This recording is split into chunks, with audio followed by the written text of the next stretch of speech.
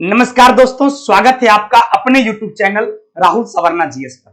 दोस्तों, आज हम आपके एसएससी एग्जाम के लिए आज साइंस का 13वां सीरीज लेकर आपके सामने उपस्थित हुए हैं और हर दिन की भांति आज भी साइंस के अच्छे अच्छे प्रश्न जिससे आप एग्जाम में अच्छा कर सकते हैं, आप अपने क्वेश्चंस को सॉल्व कर सकते हैं, वैसे बार बार पूछे जाने वाले प्रश्न लेकर आए हैं। उम्मीद करते हैं कि आपको यह सीरीज बहुत अच्छा लगता होगा। यदि अच्छा लगता है तो आप हमारे चैनल को रेगुलर फॉलो कीजिए, लाइक, सब्सक्राइब और शेयर कीजिए अपने दोस्तों के बीच और मजा उठाइए साइंस की दुनिया का। तो चलिए आइए चलते हैं।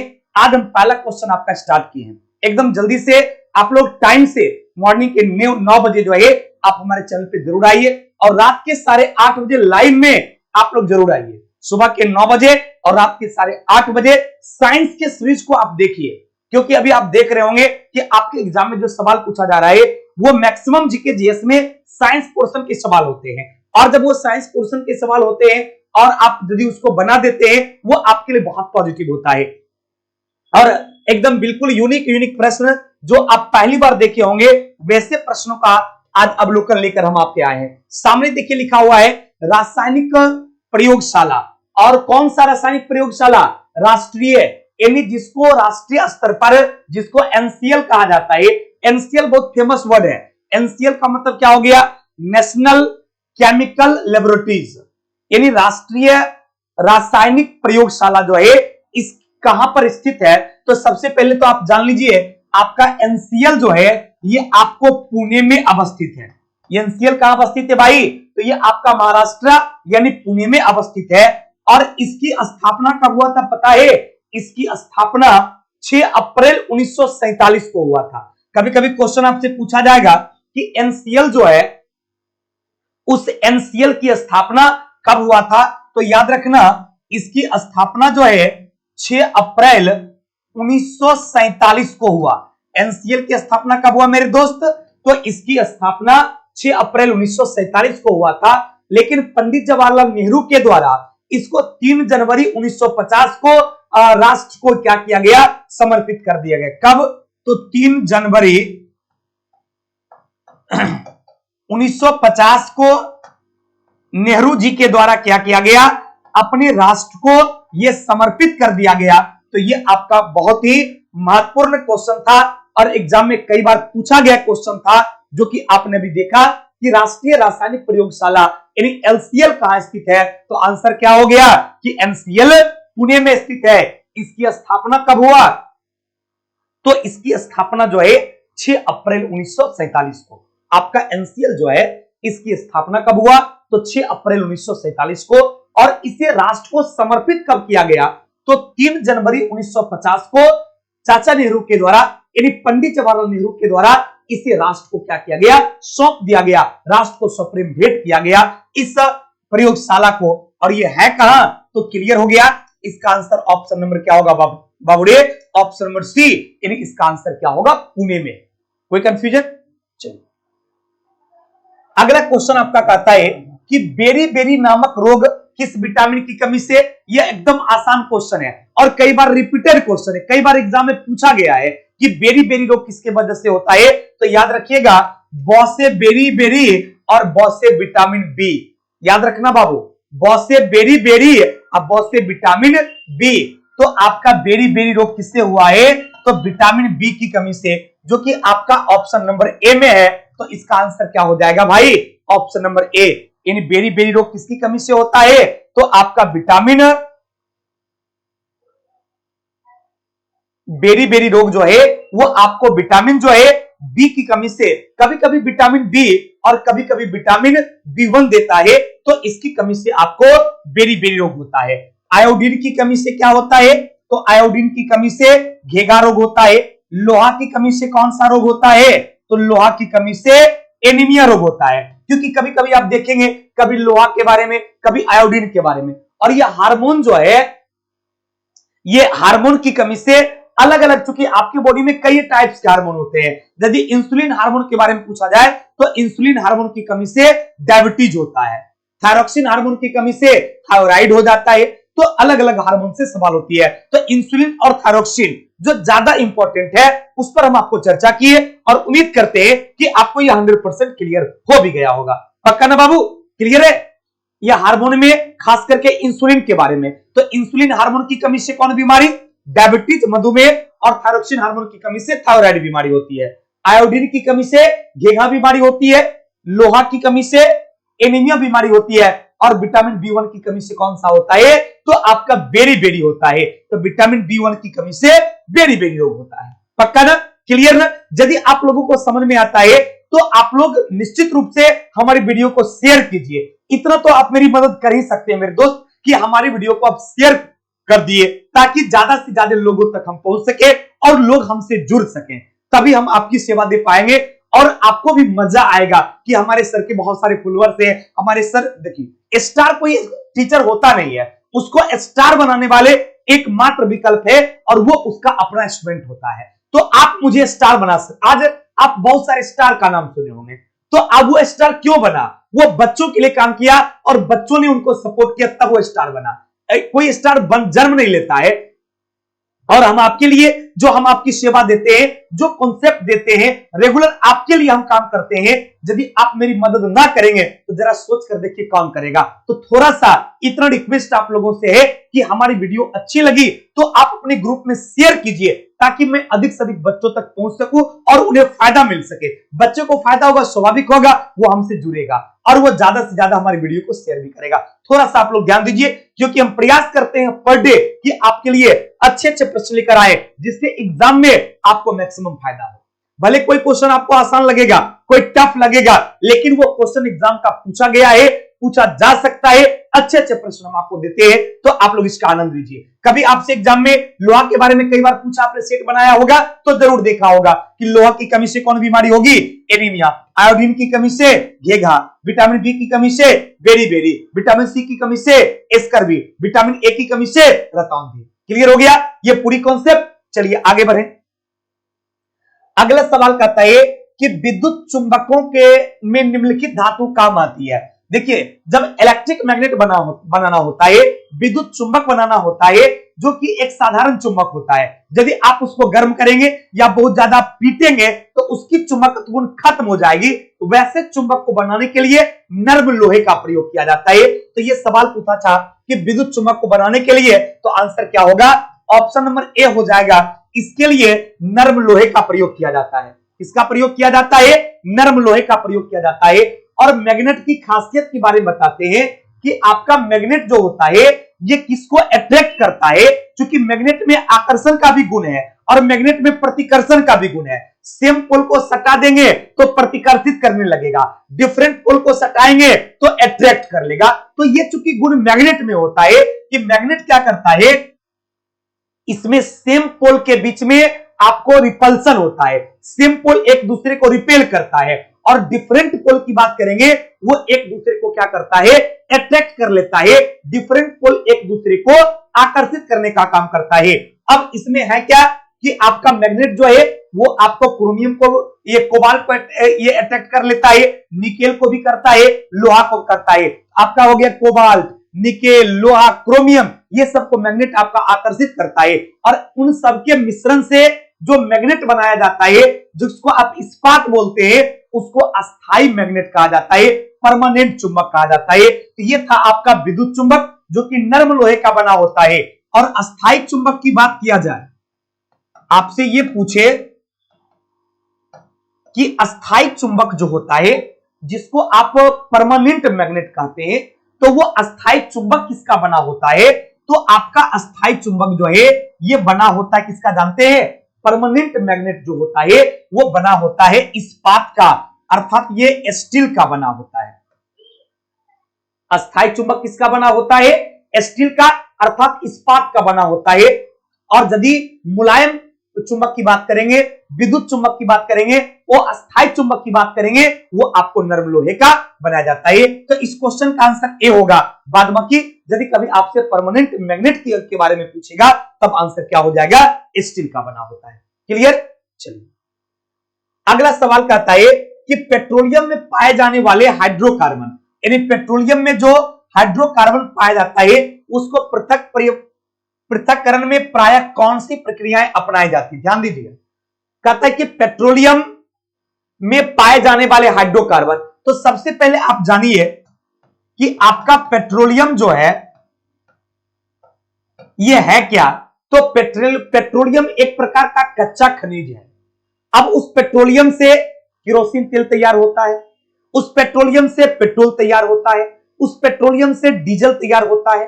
तो आपका जो पेट्रोलियम है इससे आपका पेट्रोल तैयार होगा।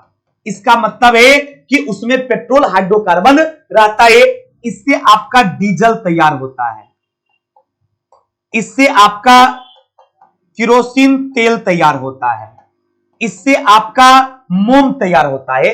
तो आपका पेट्रोलियम जो है इससे पेट्रोल, डीजल, केरोसिन तेल, मोम, ये सारी चीजें जो तैयार होता है, ये तैयार करने के लिए चूंकि इन सारे पदार्थों के बीच बॉइलिंग पॉइंट का डिफरेंस जो है वो काफी कम होता है, अर्थात पेट्रोलियम से पेट्रोल, डीजल, केरोसिन तेल और मोम, इन सबके शुद्धिकरण करने के लिए जिस विधि का प्रयोग किया जाता है उसे प्रभाजी आसवन, कौन सा विधि कहा जाता है बाबू रे? तो प्रभाजी आसवन, उसको फ्रैक्शनल डिस्टिलेशन कहा जाता है, अर्थात प्रभाजी आसवन विधि के द्वारा हम इसको अलग करते हैं। इसको इंग्लिश में क्या कहा जाता है? Fractional distillation. Fractional distillation, distillation कहा जाता है, अर्थात प्रभाजी आसवन के द्वारा इसको प्राप्त कर सकते हैं। सेम यही क्वेश्चन आपसे पूछा था कि पेट्रोलियम के पाए जाने वाले हाइड्रोकार्बन से पृथक्करण की प्रक्रिया क्या कहलाती है? तो आंसर क्या होगा? ऑप्शन नंबर सी, यानी प्रभाजी आसवन कहलाता है, क्योंकि उसके प्रभाजी आसवन से खनिज पदार्थ से ही विभिन्न प्रकार के खनिजों को अलग किया जाता है, जिसके बॉइलिंग पॉइंट के बीच डिफरेंस काफी कम का रहता है। पक्का ना? एकदम क्लियर हो गया। और ये चीज याद भी हो गया होगा कि पेट्रोलियम से क्या क्या तैयार होता है? पेट्रोल, डीजल, केरोसिन तेल और मोम। क्लियर? चलिए अगले सवाल पर चलते हैं बाबू। अगला सवाल कहता है कि बेकिंग सोडा का रासायनिक नाम क्या है? ध्यान देंगे बाबू, ये बेकिंग सोडा जो होता है वो बेकिंग सोडा का मतलब होता है खाने वाला सोडा, यानी वो सोडा जिसका उपयोग हम लोग बेकरी उद्योग में करते हैं, यानी सोडा के रूप में करते हैं, केक को फुलाने में करते हैं, परोटी को, डबल रोटी को फुलाने में यूज किया जाता है, वो आपका बेकिंग सोडा है। और वो क्या होता है? तो सोडियम बाइकार्बोनेट NaHCO3 को हम लोग बेकिंग सोडा या फिर सोडियम बाइकार्बोनेट या इसी को क्या कहा जाता है? खाने वाला सोडा। क्या कहा जाता है बाबू? खाने वाला सोडा। बेकिंग सोडा को क्या कहा जाता है? खाने वाला सोडा कहा जाता है। और उसका फॉर्मूला क्या होता है? NaHCO3, यानी सोडियम बाइकार्बोनेट। ये क्या लिखा हुआ है बाबू? ये सोडियम बाइकार्बोनेट, जिसको खाने का सोडा अर्थात बेकिंग सोडा कहा जाता है, और उसका उपयोग कहां होता है? बेकरी उद्योग में, जहां केक बनता है, डबल रोटी बनता है, बिस्किट बनता है, स्पंज बनता है, वहां पर सोडियम बाइकार्बोनेट अर्थात बेकिंग सोडा यानी खाने वाले सोडा का प्रयोग किया जाता है। जबकि सोडियम कार्बोनेट जो है वो कपड़ा धोने में यूज होता है, जिसको धोवन सोडा कहा जाता है। किसको? सोडियम कार्बोनेट को, Na2CO3। ये आपका सोडियम कार्बोनेट जो है इसको कहा जाता है धोवन सोडा। कई बार एग्जाम में क्वेश्चन पूछा गया है कि धोवन सोडा के नाम से किसे जाना जाता है, तो आप आंसर क्या दोगे? सोडियम कार्बोनेट को धोवन सोडा कहा जाता है, अर्थात कपड़ा साफ करने में किस सोडा का प्रयोग करते हैं? तो सोडियम कार्बोनेट का प्रयोग करते हैं। क्लियर ना? चलिए, तो ये क्वेश्चन था बेकिंग सोडा का, तो आंसर क्या होगा? सोडियम बाइकार्बोनेट, जो कि ऑप्शन नंबर बी में है। पक्का ना? उम्मीद करते हैं ये सारी सवालें आपको आसानी से और 100% समझ में आता होगा।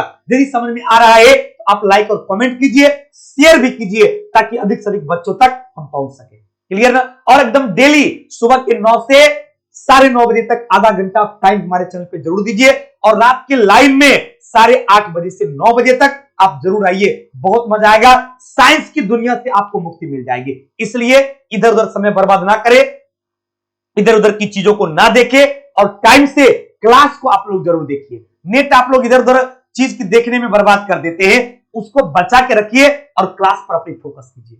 क्लियर हो गया ना? समझ में आ गया? आगे बढ़ते हैं। अगला सवाल कहता है कि पीएच प्रदर्शित करता है यानी आप पीएच का मतलब उस दिन भी आपको बताए थे, पीएच का मतलब होता है पोटेंस ऑफ हाइड्रोजन, अर्थात हाइड्रोजन की क्षमता, जिसको आप पावर ऑफ हाइड्रोजन कह सकते हैं। लेकिन इसका मतलब क्या होता है, इसका मतलब होता है पोटेंस ऑफ हाइड्रोजन।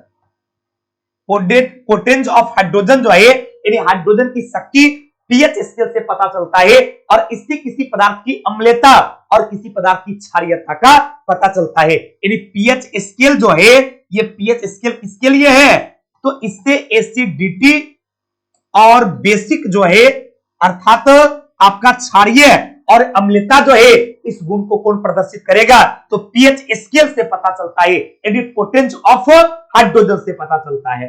तो आंसर क्या होगा, टेम्परेचर नहीं होगा, दबाव भी नहीं होगा, विलयन की अम्लता और क्षारकता, ये बिल्कुल सही होगा। यानी पीएच के माध्यम से हम किसका पता करते हैं, कौन सा विलयन एसिडिक है और कौन सा विलयन बेसिक है, यानी कौन विलयन अम्लीय है और कौन विलयन क्षारीय है, इसके लिए किसका प्रयोग किया जाएगा, पोटेंस ऑफ हाइड्रोजन का अर्थात पीएच का प्रयोग किया जाता है। क्लियर ना, तो बाबू इसका आंसर क्या हो गया, ऑप्शन नंबर सी, पक्का ना। चलिए अगला सवाल कहता है कि हाइड्रोजन के कितने समस्थानिक है, ये सब एकदम एसएससी का पूछा गया सवाल है और एसएससी में पूछे जाने योग्य सवाल है, एकदम नॉर्मल सवाल है कि हाइड्रोजन का कितना समस्थानिक बोले तो आइसोटॉप्स, तो हाइड्रोजन के कितने आइसोटॉप्स है मेरे दोस्त, तो हाइड्रोजन का 3 आइसोटॉप्स है, कौन कौन, प्रोटियम, ड्यूटेरियम और ट्राइटियम, प्रोटियम, ड्यूटेरियम और ट्राइटियम। क्लियर ना, तो प्रोटियम आपका हो गया 1H1, 1H2 और 1H3, ये आपका हो गया प्रोटियम, प्रोटियम, ये आपका कौन सा हो गया, ये हो गया आपका ड्यूटेरियम, ड्यूटेरियम, और ये आपका कौन सा हो गया, ये आपका हो गया ट्राइटियम, ये कौन सा हो गया भाई, ट्राइटियम, ये कौन सा हो गया, ड्यूटेरियम, और ये कौन सा हो गया, प्रोटियम। ये हाइड्रोजन के 3 समस्थानिक है, प्रोटियम, ड्यूटेरियम और ट्राइटियम, प्रोटियम, ड्यूटेरियम और ट्राइटियम। क्लियर हो गया, तो इसका आंसर क्या होगा, ऑप्शन नंबर सी, यानी हाइड्रोजन का कितना समस्थानिक होता है भाई, तो 3 समस्थानिक, कौन कौन, प्रोटियम, ड्यूटेरियम और ट्राइटियम। और कभी कभी आप देखेंगे डायरेक्ट सवाल आपसे पूछा यह जाता है कि हाइड्रोजन के किस समस्थानिक में आपको न्यूट्रॉन नहीं पाया जाता है, तो आंसर क्या होगा, प्रोटियम, इसमें न्यूट्रॉन नहीं पाया जाता है। हाइड्रोजन के किस समस्थानिक से भारी जल बनता है, तो ड्यूटेरियम से जो है भारी जल बनता है। ये सारे पॉइंट्स को आप अपनी डायरी में नोट करेंगे, आने वाले एग्जाम में ये आपको रामबाण साबित होगा। प्रोटियम में न्यूट्रॉन नहीं होता है, ड्यूटेरियम भारी जल बनता है, और ट्राइटियम जो है ये आपको रेडियो एक्टिव एलिमेंट्स है, रेडियो एक्टिव एलिमेंट्स है, क्योंकि क्वेश्चन पूछता है कि हाइड्रोजन का कौन ऐसा समस्थानिक है जो रेडियो एक्टिव होता है, तो उसमें ट्राइटियम का नाम आता है। क्लियर ना, अगला सवाल कहता है मेरे दोस्त कि फोटोग्राफिक में काम आने वाला हाइपो का रासायनिक नाम क्या है। फोटोग्राफिक प्लेट में जिस हाइपो का यूज होता है वो सोडियम थायोसल्फेट कहलाता है। कौन कहलाता है बाबू, ये सोडियम थायोसल्फेट जो है इसी को कहा जाता है हाइपो। सोडियम थायोसल्फेट को क्या कहा जाता है, हाइपो, और इसका उपयोग कहां होता है, तो फोटोग्राफिक प्लेट बनाने में किया जाता है। जबकि सिल्वर ब्रोमाइड जो है इसका उपयोग कहां होता है, तो सिल्वर ब्रोमाइड जो है इसका उपयोग फिल्म तैयार करने में होता है। फिर आपका सोडियम फॉस्फेट नहीं और नाइट्रेट नहीं पूछता है, सिल्वर ब्रोमाइड याद रखिएगा फिल्म तैयार करने में यूज किया जाता है।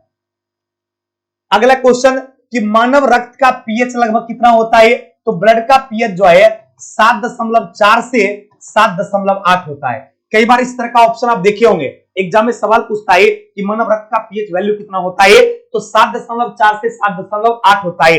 अर्थात मानव का रक्त जो है इसकी प्रकृति कैसा होगा, तो ब्लड जो है यानी आपका रक्त जो है इसकी प्रकृति जो है वो क्षारीय होता है।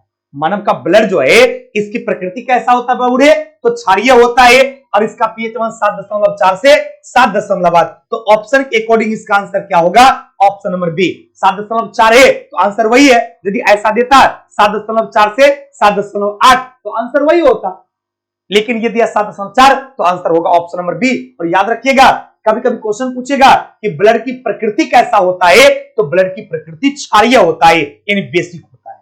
क्लियर। अगला सवाल कहता है आसानी से झाग नहीं देने वाला जल कौन सा है, यानी कौन ऐसा जल है जो इसमें झाग नहीं होता है? तो याद रखिएगा, कठोर जल जो होता है, हार्ड वाटर, वो पानी के यानी साबुन के साथ या सर्फ के साथ आसानी से झाग नहीं देता है। तो आंसर क्या होगा? कठोर जल जो है ये साबुन के साथ झाग नहीं देता है। हार्ड वाटर, कठोर जल बोले तो हार्ड वाटर जो है ये साबुन के साथ झाग उत्पन्न नहीं करता है। भारी जल क्या है? D2O है, झाग उत्पन्न करेगा। सॉफ्ट पानी, नॉर्मल पानी जो हम लोग पीते हैं, खनिज पानी जो हम लोग यूज करते हैं, ये सब झाग देता है। लेकिन कठोर जल जो है, हार्ड वाटर जो है, वो इन समुद्रीय जल जो है वो आपको झाग उत्पन्न नहीं करता है। क्लियर ना? चलिए, तो ये सेशन, प्यारा सा सेशन आपका अभी चल रहा था, ये समाप्त होता है। यदि आपको अच्छा लगे तो आप लाइक और कमेंट जरूर कीजिए, सब्सक्राइब कीजिए, यदि नए हैं, पुराने हैं तो शेयर जरूर कीजिएगा। थैंक यू वेरी मच, बहुत बहुत धन्यवाद।